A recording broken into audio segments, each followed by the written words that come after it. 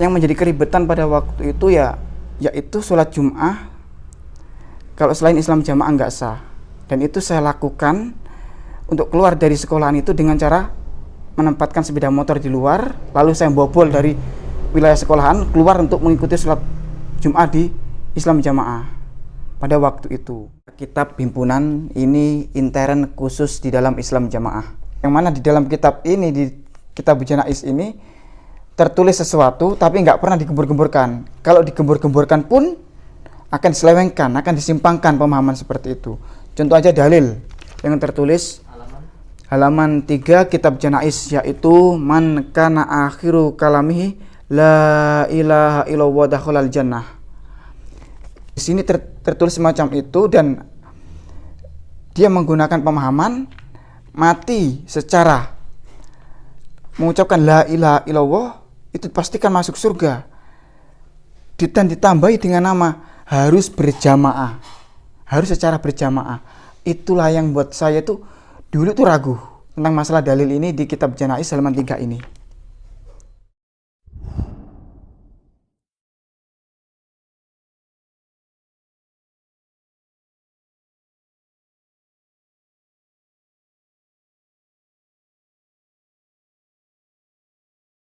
Bismillahirrahmanirrahim.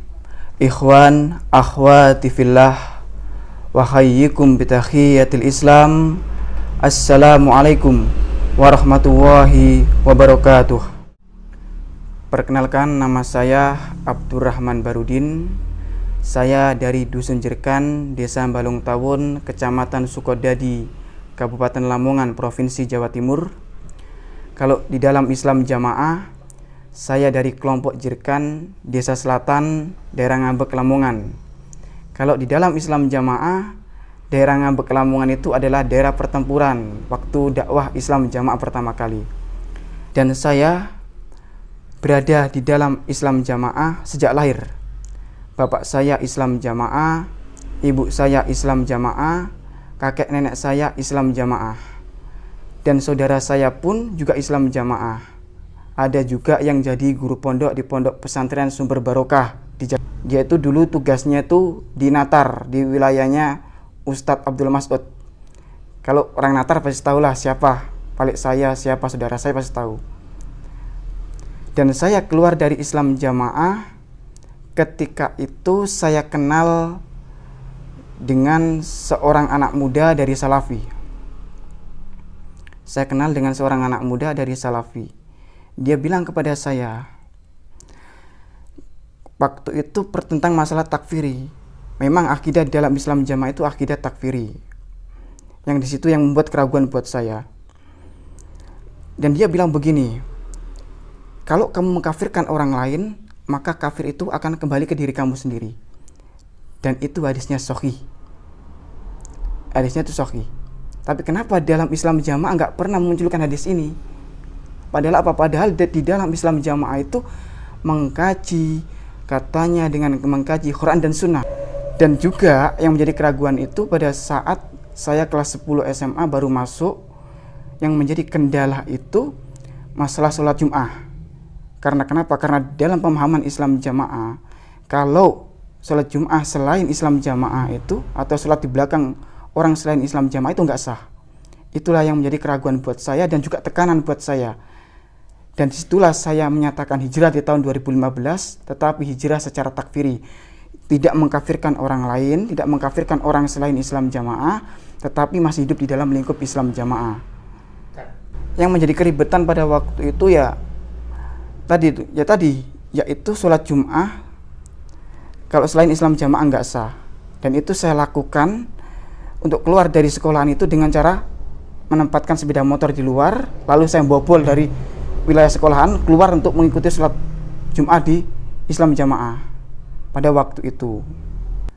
Dan keraguan lain di dalam Islam jamaah yaitu keraguan saya juga tentang masalah ketaatan. Tentang ketaatan yang bagaimana?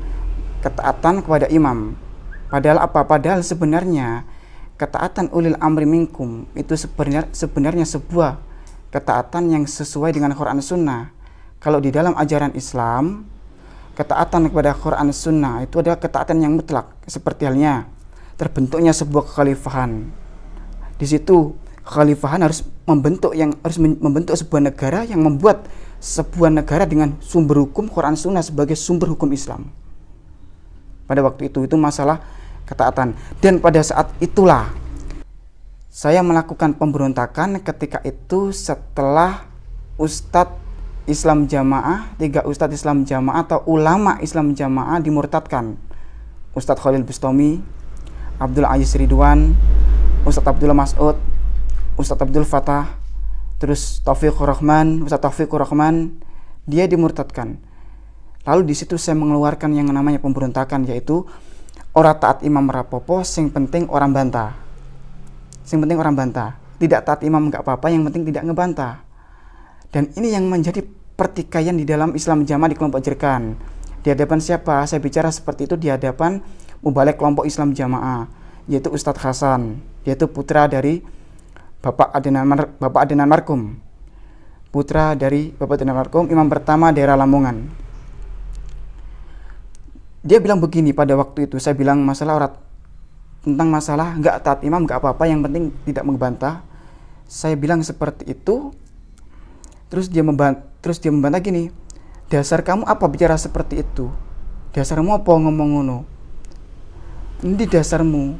Loh, ini pemahaman saya. Karena kenapa? Karena saya memahami tentang dalil. Ya ayyuhalladzina amanu ati'ullaha wa ati'ur rasulah wa ulil amri minkum. Taatilah Allah, taatilah Rasul dan ulil amri. Maksudnya apa ulil amri minkum itu? Yaitu ulil amri minkum itu adalah pemimpin di antara kamu yang mana menjadikan Quran Sunnah sebagai sumber hukum Islam. Itu yang saya jadikan pedoman. Kalau ijtihad tidak sesuai dengan Quran Sunnah, maka itu boleh nggak ditaati, tapi jangan dibantah seorang imam. Dan itu pun pernah terjadi ketika pada zaman Rasulullah SAW. Rasulullah pernah memerintahkan kepada para sahabat, yaitu ketika Rasulullah pernah memerintahkan sahabat ke Bani Khuraidah untuk menandatangani sebuah MOU. Dan di situ Rasulullah pernah berkalam, pernah berucap, la saliyana ala kumul asra ila Bani Khuraidah. Janganlah kalian salat asar kecuali di Bani Khuraidah. Itu pesan Rasulullah. Lalu sahabat berangkat. Dan ketika di tengah perjalanan, matahari sebelum terbenam atau menjelang terbenam, ada sahabat yang minta, kita sholat asar di sini karena matahari akan terbenam. Terus ada juga sahabat, jangan sholat asar di sini karena Rasulullah berpesan jangan sholat asar kecuali di Bani Khuraidah. Jadi di saat perjalanan ke Bani Khuraidah, sahabat sudah mulai terpecah. Dan disitulah saya atau semuanya kita harus berpikir. Dan ada juga sahabat yang sholat di Bani Khuraidah dalam keadaan khodok. Karena kenapa? Karena pada waktu itu sahabat yang sholat asar di Bani Khuraidah, waktu isya udah lewat. Karena pada waktu itu sahabat yang sholat di Bani Khuraidah, isya sudah lewat. Lalu besoknya kembali ada yang menyampaikan tentang sahabat yang tidak mentaati ucapan Rasulullah ini. Lalu buat kita harus bisa berpikir, di antara kedua sahabat ini, di antara para sahabat yang terpecah ini, mana menurut ma'asyiral muslimin yang paling benar? Nah, menurut saya, semua yang dilakukan oleh sahabat itu benar. Ada yang mentaati ucapan Rasulullah. Ada juga yang menjalankan sholat asar pada waktunya. Ya kan? Semuanya benar. Tetapi pada waktu itu setelah menyampaikan kepada Rasulullah bilang kepada sahabat yang sholat asar di Bani Khuraidah, kamu sholat asar di Bani Khuraidah ya? Asabta sunnah. Lalu manggil, kamu sholat asar di perjalanan, asabta.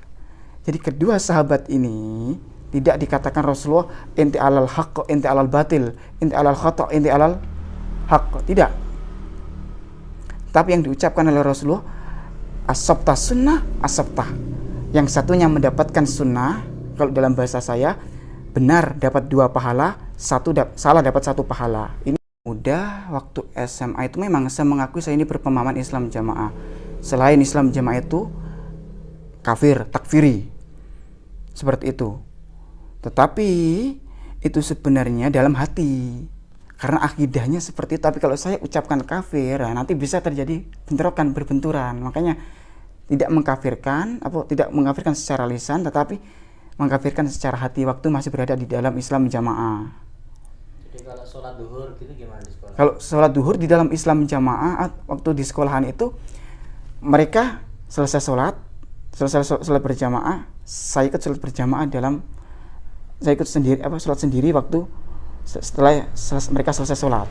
Itu perjalanan saya. Waktu itu saya di SMA tentang sholat duhur lah. Mereka selesai sholat, saya baru sholat duhur. Seperti itu. Apa nggak dicurigai sama teman-teman gitu? Pernah nggak ada kejadian? Ya memang dicurigai. Kalau kejadian memang nggak ada kejadian sama sekali. Ya memang saya dengan alasan gini, dia harus bayang, mangan nang kantin, makan ke kantin. Itu alasan saya dulu.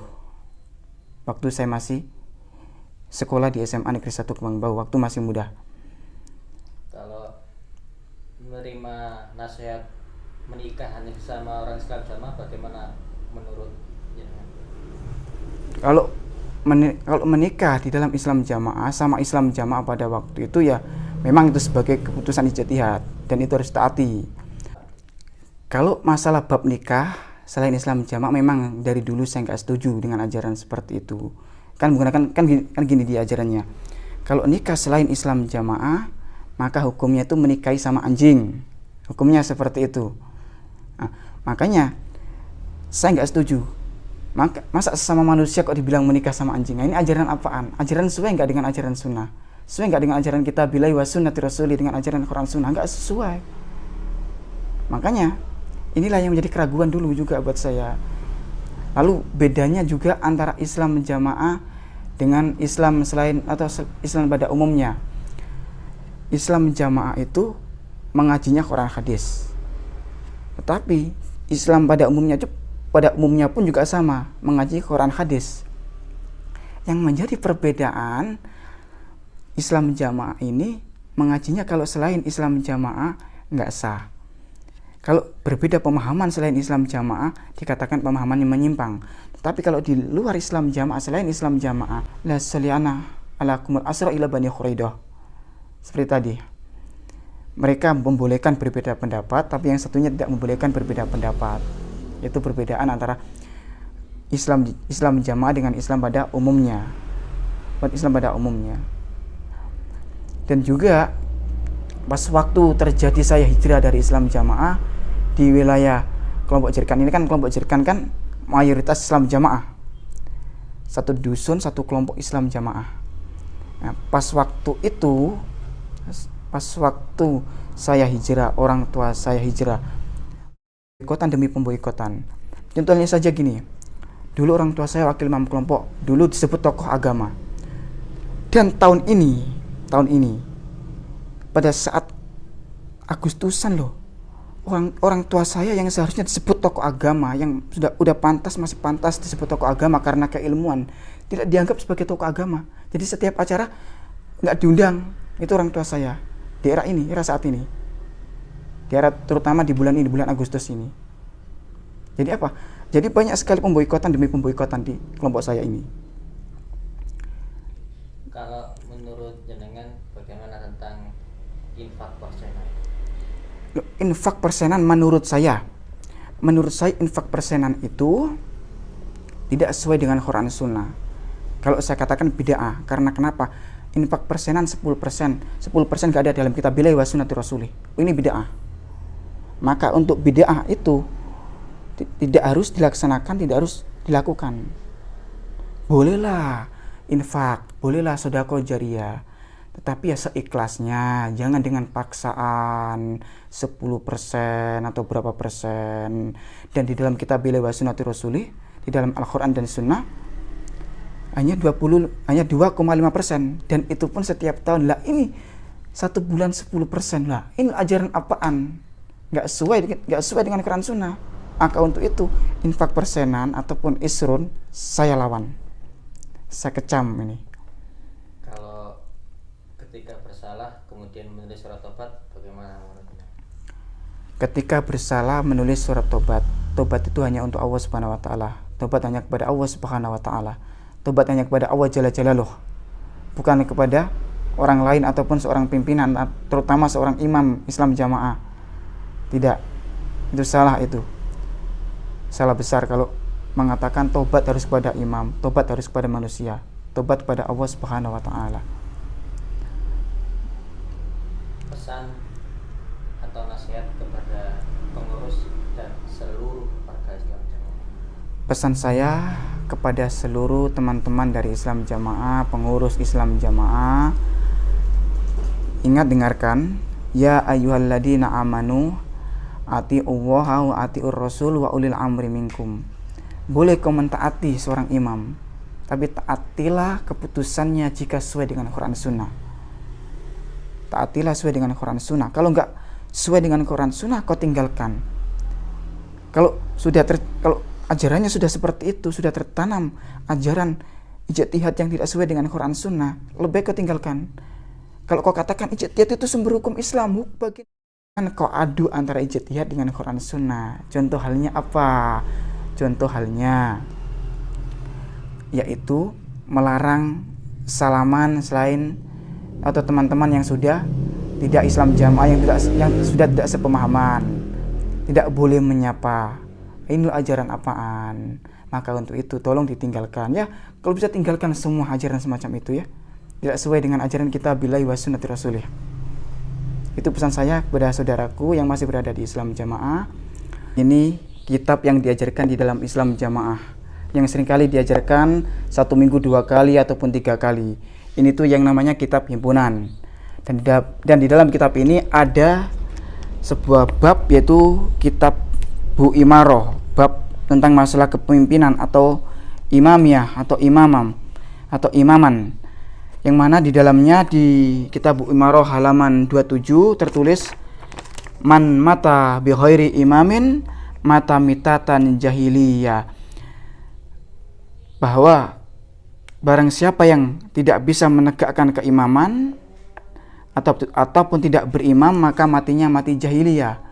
Dan sebenarnya mati jahiliyah itu menurut para ulama yaitu matinya sama seperti orang-orang jahiliyah, seperti orang-orang sebelum adanya keislaman. Bukan mati secara kafir, bukan, tetapi mati dengan seperti orang-orang jahiliyah yang enggak punya imam. Dan Islam jamaah pemahamannya gimana? tetapi pemahaman di dalam Islam jamaah itu, kalau mati tanpa imam itu matinya mati jahiliyah, sama dengan mati kafir, mati secara takfiri.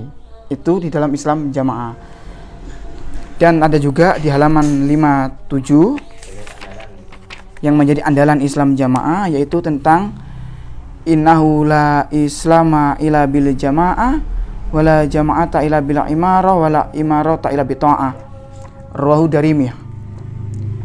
Dan hadis ini menurut kalangan para ulama, setelah diteliti oleh para ulama, terutama ulama-ulama Madinah, itu hadisnya ini hadis dhaif yang tertulis di Sunan Ad-Darimi, dan artinya yaitu la islama atau la kamilah, yaitu tidak sempurnanya Islam kalau tidak berjamaah atau kecuali berjamaah, dan tidak sempurnanya jamaah kecuali dengan imam, dan tidak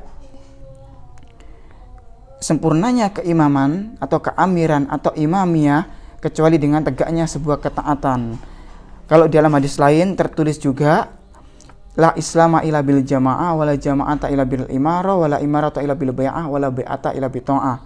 Hadis ini setelah ditelusuri oleh para ulama, terutama tertulis di dalam Musnad Ahmad bin Hambal. Nah, ini yang jadi permasalahan. Ternyata apa?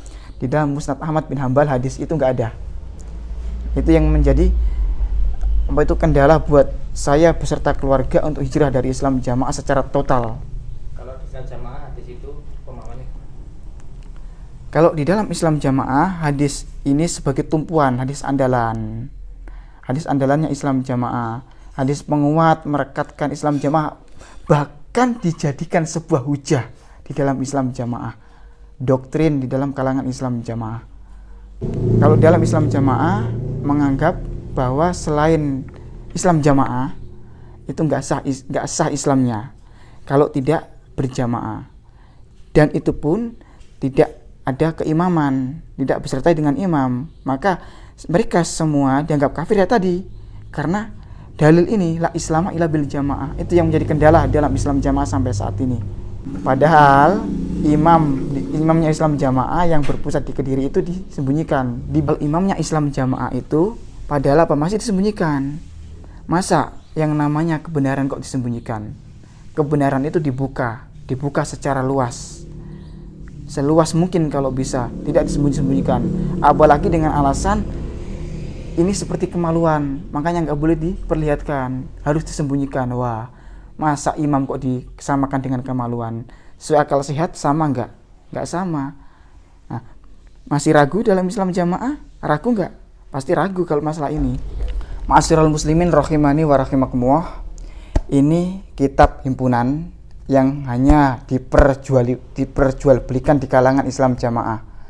Dimanapun nggak ada kitab semacam ini. Dan juga yang menjadi buat saya ragu lagi di dalam Islam jamaah itu di dalam kitab ini terutama, yaitu di kitab Janais. Yang mana di dalam kitab ini, di kitab Janais ini tertulis sesuatu tapi nggak pernah digembur-gemburkan. Kalau digembur-gemburkan pun akan diselewengkan, akan disimpangkan pemahaman seperti itu. Contoh aja dalil yang tertulis halaman 3 kitab Janais, yaitu man kana akhiru kalamihi la ilaha illallah dakhalal jannah. Tertulis semacam itu, dan dia menggunakan pemahaman mati secara mengucapkan la ilaha illallah itu pastikan masuk surga, dan ditambahi dengan nama harus berjamaah, harus secara berjamaah. Itulah yang buat saya tuh dulu tuh ragu tentang masalah dalil ini di kitab Janais halaman 3 ini.